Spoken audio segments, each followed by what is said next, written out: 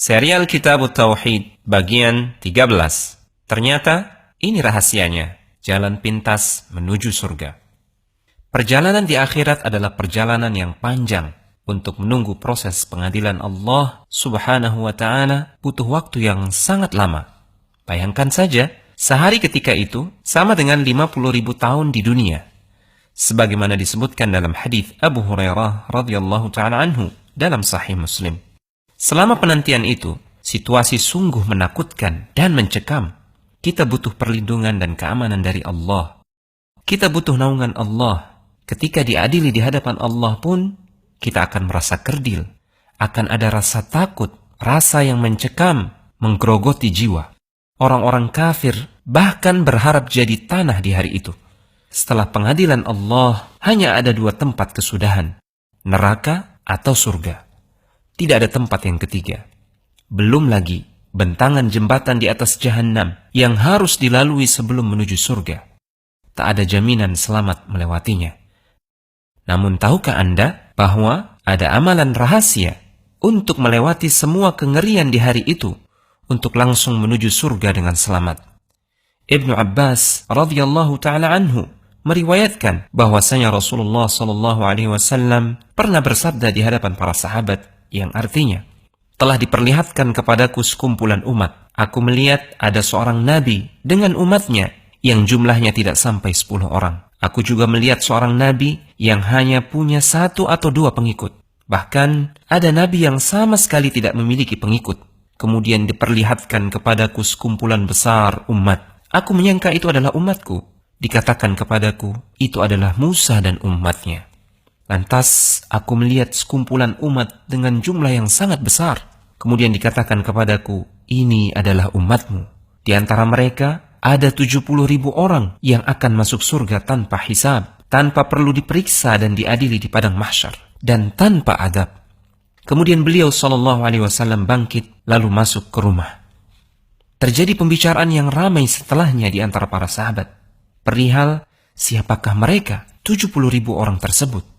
Seperti apa amalan yang mereka amalkan? Ada yang mengatakan mungkin mereka adalah yang senantiasa menemani Nabi SAW. Ada lagi yang mengatakan mungkin mereka adalah generasi yang terlahir dalam keadaan Islam dan belum pernah berbuat kesyirikan sedikit pun kepada Allah. Belum tersentuh oleh zaman jahiliyah yang syarat akan kesyirikan. Kemudian mereka menyebutkan beberapa hal lainnya. Nabi kembali keluar menemui para sahabat, lalu bersabda mengabarkan tentang siapa mereka. Yang artinya, mereka adalah orang-orang yang tidak meminta untuk diruqyah, tidak meminta untuk diobati dengan besi panas, tidak tatayyur atau beranggapan sial gara-gara burung atau yang semisalnya. Dan mereka senantiasa hanya bertawakal kepada Allah semata.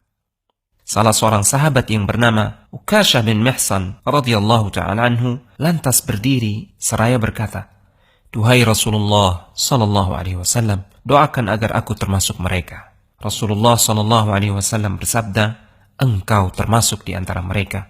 Ada lagi yang berdiri mengatakan hal yang sama, "Doakan aku juga agar termasuk mereka, duhai Rasulullah sallallahu alaihi wasallam." Beliau menjawab, "Engkau sudah keduluan, Ukashah." Hadis ini sahih diriwayatkan oleh Imam Al-Bukhari dan juga Imam Muslim. Meminta diruqyah dihukumi makruh oleh para ulama.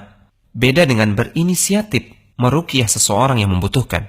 Ini termasuk doa dan sedekah yang dianjurkan kepada saudara muslim yang tertimpa penyakit. Ada unsur penyandaran diri kepada makhluk manakala seseorang meminta untuk diruqyah. Selayaknya dia meruqyah diri sendiri dan langsung berdoa memohon kepada Allah Subhanahu wa ta'ala sebagai wujud kesempurnaan tawakal di hati. Para ulama menjelaskan bahwa meminta ruqyah, mempraktekkan kai atau pengobatan dengan besi panas, beranggapan sial gara-gara burung gagak hitam misalkan, adalah perbuatan yang bertentangan dengan tawakal dan kesempurnaan tauhid. Mereka yang masuk surga tanpa hisab dan tanpa adab adalah orang-orang yang totalitas dalam bersandar dan bertawakal kepada Allah dalam setiap urusan mereka. Pikiran, lisan, dan raga mereka tetap berikhtiar untuk meraih tujuan. Namun hati mereka tidak bergantung kepada siapapun juga, tidak berharap kepada apapun juga, kecuali hanya kepada Allah semata.